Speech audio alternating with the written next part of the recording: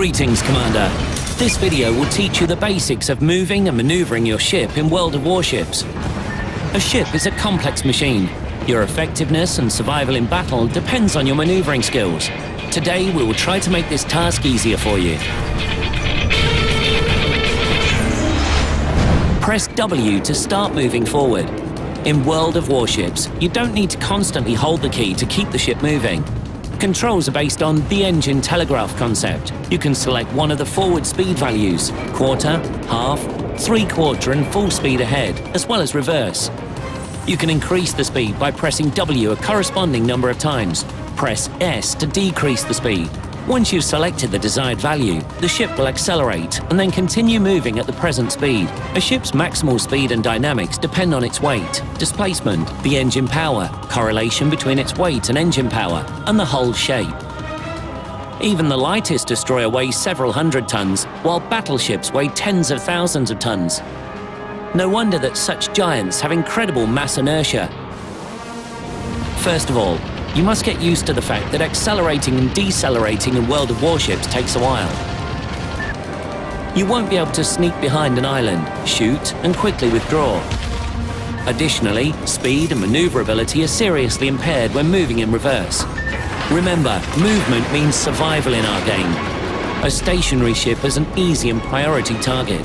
It is important to keep moving and change course to make it difficult for the enemy to target you, to evade torpedoes and aviation, and, of course, to avoid collisions with islands and allied ships. Having selected the movement speed, you can now focus on maneuvering.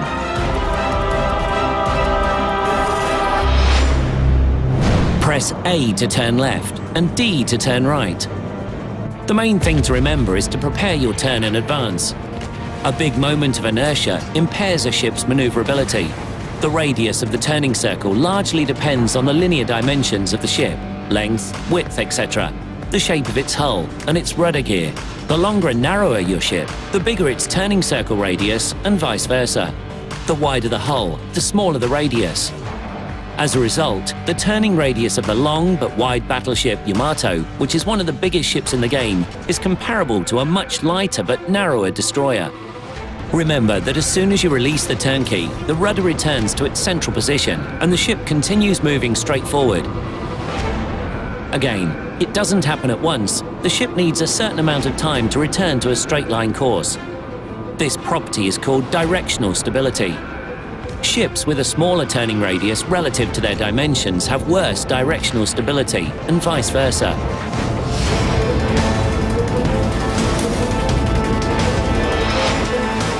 The game has a collision alert system, which looks like this.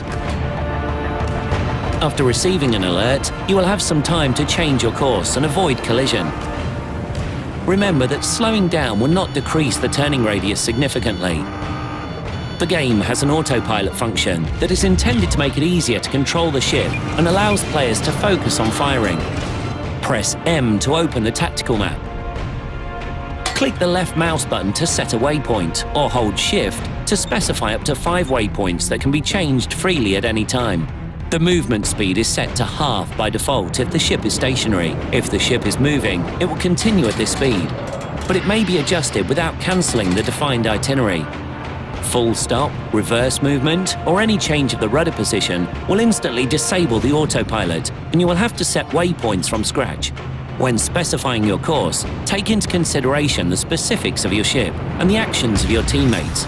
For example, even the heaviest battleship will have a hard time fighting off enemy destroyers and aviation without the support of cruisers.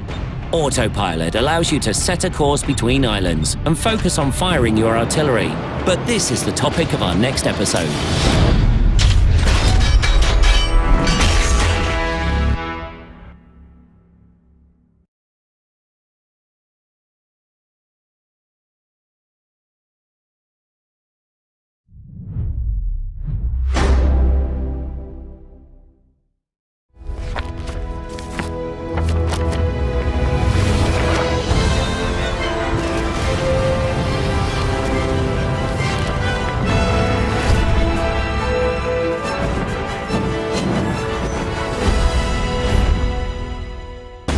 Greetings, fellow captains. Today is the second episode of our video tutorial on how to play World of Warships.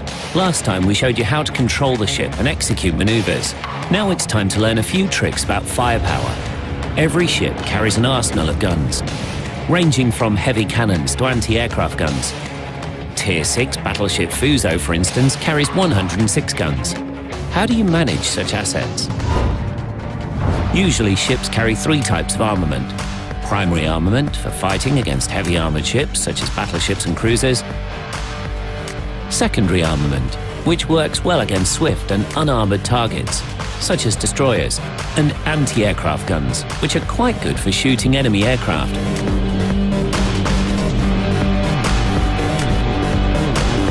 Most of the time you'll be using your primary armament. Use the shift key or the scroll wheel to switch to binocular view. First, check out the indicators. Their number is equal to the number of primary armament guns or turrets. Use the reticle to aim at the target. The green indicator means the gun is ready to fire. The bright orange indicator means the gun is turning to the target. The dim orange indicator means the gun cannot be aimed at the target. The red indicator means the gun is disabled. A similar colour scheme is used for the ship status panel. The line under the reticle is the reload indicator. Use the mouse to fire. Click the left button to fire the guns one at a time, starting with the first gun that was loaded and pointed to the target. Click one more time to fire the next gun. Click and hold the left button for sequential fire, with all available guns firing one after another. When you click the middle button or the scroll wheel, the gun is fired and the camera follows the shell. Double-click to fire a full broadside, all available guns firing simultaneously. The game features automatic target lock, which makes aiming easier. The enemy will be marked with a white circle in the camera, but not the reticle will start following the ship. Learn how to maximize your ship's firepower. Before firing guns, position your ship correctly relative to the target. As an example, Tier 3 cruiser St. Louis carries a primary armament of 14 guns. When the enemy is directly ahead of St. Louis, only one gun can aim at the target. Just a slight change of course allows 4 guns to aim at the target. Change course even more and fire a full broadside of 8 guns at the enemy ship.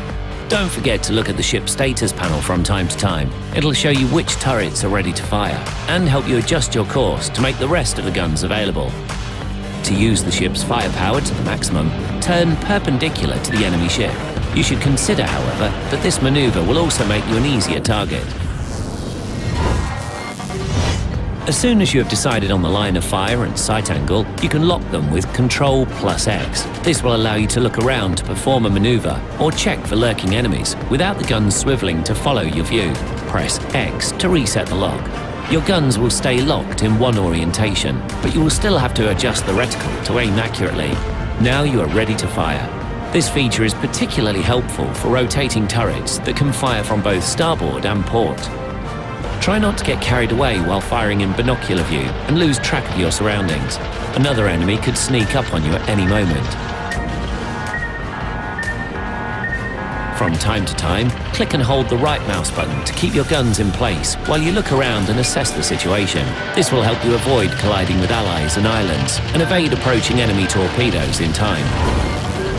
Naval artillery combat may be conducted at long distance. The main guns of battleship Yamato have a range of 14.3 miles, 26.5 kilometers in the game. A shell takes 20 seconds to cross this distance. The target may easily leave the impact zone during this time. To have any chance of hitting, you have to lead the target and fire at a point where the ship will be when your shell arrives. Calculating the lead is not an easy task. Try firing a single ranging shot and watching where it falls. Adjust your aim, and then unleash a full broadside. The game features 2 types of ammunition: armor-piercing, AP shells, and high-explosive, HE shells. If your target is a well-armored cruiser or a battleship, fire AP shells at its hull. They have a good chance of penetrating the armor belt. If they do, they will explode inside the ship, inflicting serious damage. However, AP shells will pass right through the hull of an unarmored destroyer or the superstructure of any ship, causing virtually no damage at all. That's where HE shells come in handy. They're capable of causing extensive damage to any lightly armored ship. Also, if the enemy armor is too thick for your AP shells, HE hits may set the target on fire, thus evidently decreasing its survivability. The modules affecting a ship's combat capability are divided into two groups: external, those located outside the hull, and internal. External modules include primary armament turrets, secondary armament guns, anti-aircraft guns, and torpedo tubes. If you damage or destroy the enemy's weapons, the enemy won't be able to fight back. Internal modules include the engine and steering machines. Destroy those, and the enemy ship will lose maneuverability and become an easy target. Finally, the quickest way to sink a ship is to detonate her ammunition magazine.